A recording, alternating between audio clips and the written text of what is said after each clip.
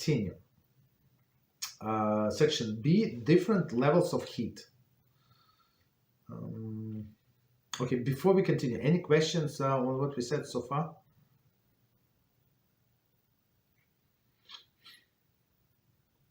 Okay, so let's continue. So different levels of heat.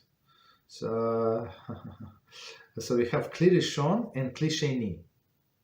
So Kli is a vessel. So Kli Rishon is the first vessel, right? And Kli Sheini is the second vessel. So first vessel in what we cooked, and second vessel in what we transfer the food. Okay. I think he's going to explain, but just in case. Although the heat brings about the transmittal taste, not every situation of heat, even when Yatzel Desbo, caused the taste to be transmitted. So it's a very interesting statement, right? Just because it is this temperature Yatzel Desbo does not mean that taste is going to transmit it. Meaning, what if it has they still have potency to cook? What does it mean? Let's see.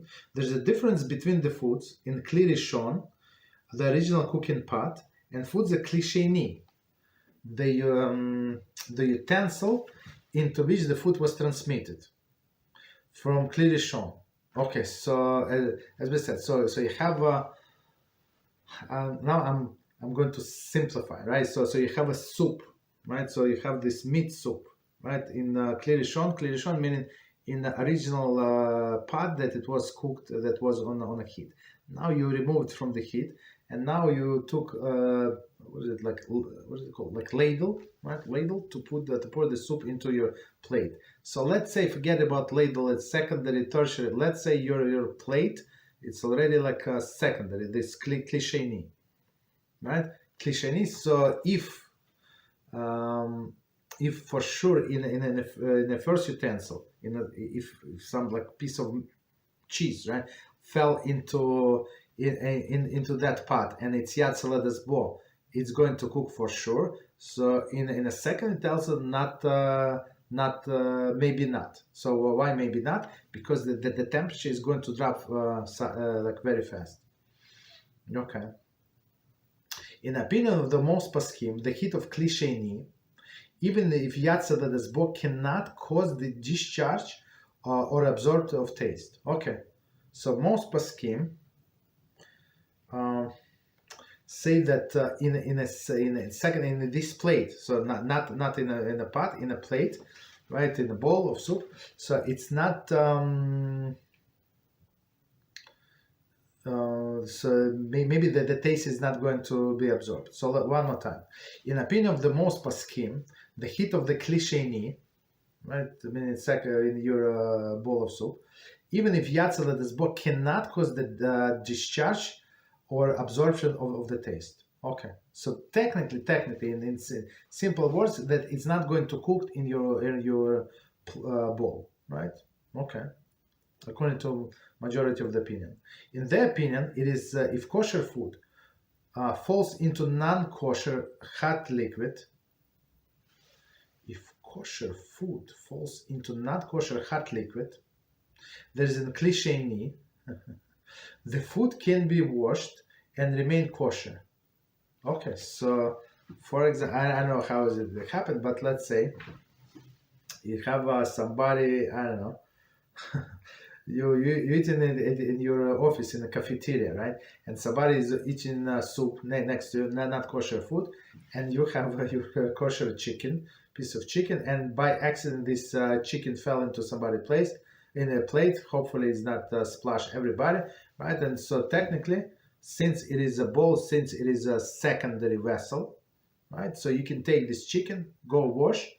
Of course, you wash out. Of course, you have to remove the residue. I mean, it's not going away by itself. That's obvious, right? Of course, it did not penetrate inside of the chicken, right? But at least on the surface for sure. That's why, if possible to wash, that's what you do. With liquids, it's a different story. But it's a very good example. Other poskim disagree, and they maintain that Kli Sheini can induce the absorption of the taste of the food.